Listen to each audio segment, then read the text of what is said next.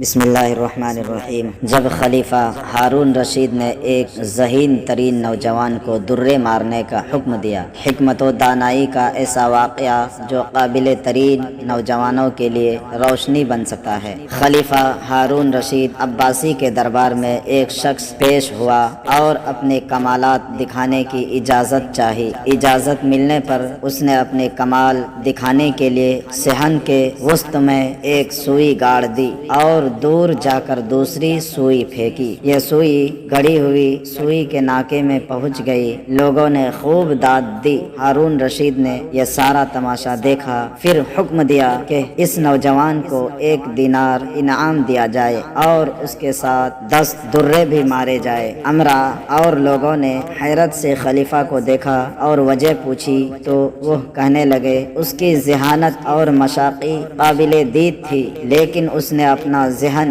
فضول کاموں میں صرف کیا، اس لیے یہ سزا کا مستحق ہے۔ ویڈیو اچھی لگی تو ویڈیو کو لائک اینڈ سبسکرائب کیجیے۔ شکریہ۔